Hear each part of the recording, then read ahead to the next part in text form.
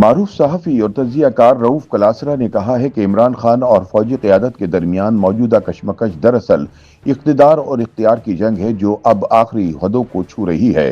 ان کے مطابق مسئلہ صرف یہی ہے کہ عمران کو اقتدار چاہیے جبکہ فوجی قیادت اپنی روایتی بالادستی یعنی اختیار سے دستبردار ہونے کو تیار نہیں۔ کلاسرا کے بقول اس لڑائی کا نتیجہ یہ ہے کہ عمران خان برسر اقتدار ہونے کے بجائے جیل میں ہیں جبکہ تمام تر اختیار فوجی قیادت کے پاس ہیں۔ اپنے سیاسی تجزیے میں رؤوف کلاسرا کا کہنا ہے کہ زیادہ سے زیادہ اختیارات حاصل کرنے کی یہ کشمکش پاکستان بننے کے محض چند برس بعد شروع ہو گئی تھی جو آج ایک خطرناک مرحلے میں داخل ہو چکی ہے۔ وہ کہتے ہیں کہ اگرچہ ماضی میں بھی کئی ایسے ادوار آئے جنہیں خطرناک کہا جا سکتا ہے لیکن موجودہ صورتحال کئی حوالوں سے زیادہ بھیانک ہے۔ کلاسرا یاد دلاتے ہیں کہ پہلے بھی اس کشمکش نے ذوالفقار علی بھٹو شہید جیسے سیاستدانوں کو پھانسی کے گھاٹ تک پہنچایا، جلا وطنی پر مجبور کیا اور سیاسی عدم استحکام میں اضافہ کیا۔ ان کے مطابق ایسے کھیل کے نتیجے میں بھٹو اور جنرل ضیاء آمنے سامنے آئے تھے اور بھٹو صاحب کو اپنے اقتدار کے ساتھ ساتھ اپنی جان سے بھی ہاتھ دھونا پڑے۔ رؤوف کلاسرا کے مطابق جنرل ضیاء الحق اور بھٹو کے مابین بھی بنیادی مسئلہ اقتدار اور اختیار کا تھا۔ بعد ازاں یہی تنازع جنرل ضیاء کے بعد نواز شریف اور جنرل پرویز مشرف کے درمیان کھڑا ہوا۔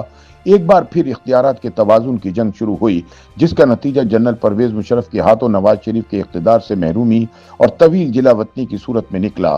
کلاسرا لکھتے ہیں کہ سیاستدان اگر اقتدار کی خاطر ہر حربہ آزماتے ہیں تو جرنیل بھی اختیارات حاصل کرنے اور اپنی سپیس بڑھانے کی کوشش کرتے ہیں۔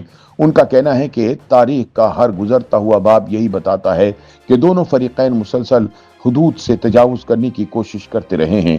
سینئر صحافی یاد دلاتے ہیں کہ جنرل جہانگیر کرامت کو 1998 میں اسی لیے گھر بھیج دیا گیا تھا کہ انہوں نے وزیر اعظم نواز شریف کو مشترکہ فیصلہ سازی کے لیے نیشنل سیکورٹی کونسل بنانے کی تجویز پیش کی تھی۔ تب فوجی حلقوں میں یہ سوچ موجود تھی کہ نواز شریف عسکری قیادت کی سپیس کم کر رہے ہیں اور طاقت کا توازن ان کے حق میں ہو رہا ہے۔ چنانچہ اسٹیبلشمنٹ اور وزیر اعظم کا ٹکراؤ ناگزیر ہو گیا تھا جس کا نتیجہ یہ نکلا کہ جنرل کرامت کو استعفیٰ دینا پڑا کیونکہ وہ مزید اختیارات چاہتے تھے۔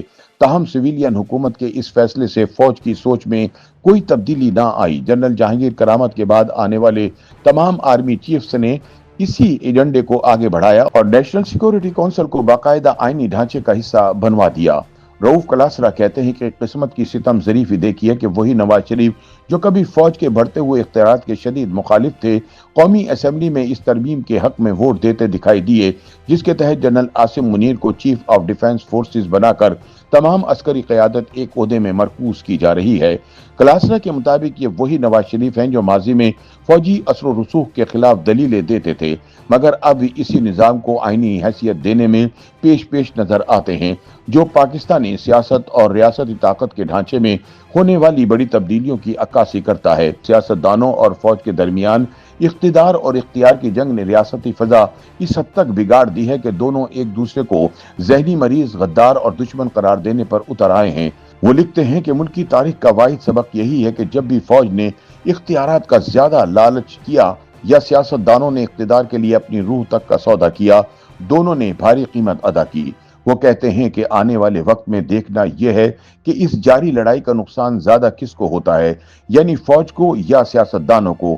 ان کے بقول موجودہ حالات بتا رہے ہیں کہ اس بار نقصان دونوں کا ہوگا کیونکہ اقتدار اور اختیار کی نہ ختم ہونے والی جنگ اب ریاست کے وجود اور ملک کے استحکام کو براہ راست متاثر کر رہی ہے۔